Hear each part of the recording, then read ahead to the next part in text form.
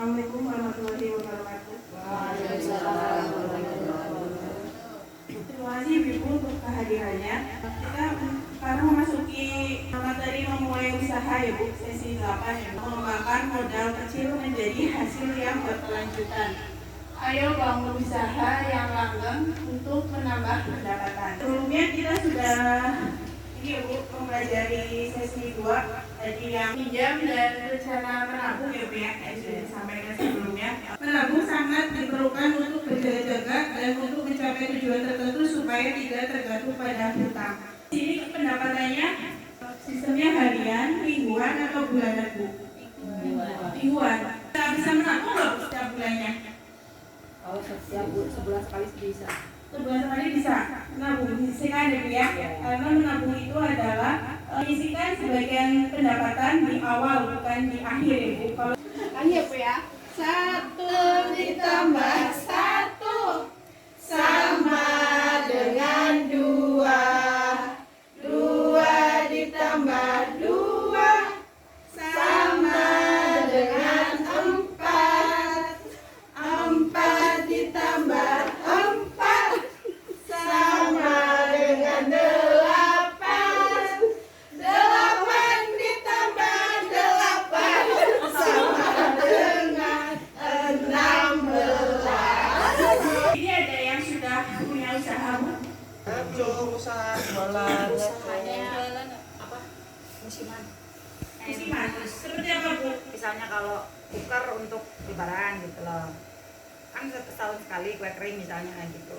Oh, Buat minum itu ya galon. Bu, di sini kita bisa melihat kata usaha ya, usaha. Menentukan ide usaha. Usaha apakah yang akan dilakukan? Ini jawaban Ibu Lili ya Bu ya. Ibu Lili ini usahanya adalah berjualan ikan segar. Kalau berjualan ikan segar itu ada resikonya nggak Bu? Resikonya seperti apa Bu? Kalau nilai kelayakan usaha, terus usaha itu ada kelemahan dan ancaman. Tentunya juga harus menentukan ya Bu ya. Siapakah menentukan ide usaha? Poin pertama adalah usaha apakah yang akan dilakukan. Kita ada pembeliannya. Apa mau jualan di pasar itu juga harus ditentukan. Bagaimanakah untuk bisa didapat? Apakah penyebab kegagalan usaha selama ini dari potensi alam, potensi yang ada di bumi semua? Apa Bu? Jual itu buat kalau mau lebaran, kue kering. Kalau pas lagi enggak, itu apa Bu kegiatannya? Ya kegiatannya sih ya kalau misalnya Uang tidak cukup, buka usaha yuk. Jadi kalau semua mau usaha kendalanya di apa Bu? pemasaran. Pemasaran. Kalau modal ada rencana pemasaran kita masuk ke pasar ya Bu ya. Kedua, berikan harga murah dan bersaing. Yang ketiga, cari lokasi berjualan yang strategis. Yang keempat, promosikan barang dagangan setiap saat. Jadi gini Bu, untuk yang poin pertama ya Bu ya. Jadi barang yang akan dijual itu kita apa nih? Harus kan udah tahu nih kita mau usaha apa. Jadi barang apa yang kita mau jual. Kualitas barang yang dicari pelanggan. Jadi kalau biasanya barang itu kan itu pengennya barang yang bagus dan harga yang murah, betul nggak Bu? Iya. Ya. Terus kualitas barang yang umumnya dijual. Jadi memang harus yang lebih baik dari yang lain Ibu. Kalaupun mau jualan yang sehat ya Bu, kayak Liverpool kayak gitu ya. Nah ini yang di sana tuh pakainya pemanis buatan. Kalau kita tambah pemanis kan jadinya orang-orang juga kalau kesehatan juga pilihnya ke Ibu lagi gitu. Lanjut, kualitas barang yang akan dijual sesuai yang dicari pelanggan. Lebih baik Bu.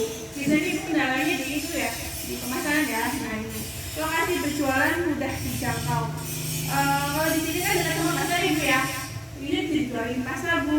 Biaya transportasi ke tempat penjualan tidak memberatkan. Jadi biasanya kalau yang di gunung itu memang banyak kendala. Tapi kalau semua di bawah nih, saya yakin kendalanya nggak terlalu berat seperti yang di gunung Bu. Kalau calon pelanggan di tempat penjualan cukup bersih. Jadi kalau selama Ibu mau jualannya makanan nih, Ibu tempatnya juga harus bersih Bu. Jangan masalah gitu ya. Perhatikan kebersihannya. Terus promosikan barang setiap saat. Bu, sekarang itu sudah zamannya digital ya Bu ya. Jadi intinya kita juga Ya, contoh di sini di lingkungan nih pada banyak yang pisang, pisang bu. Nah itu kan bisa diolah menjadi seripik,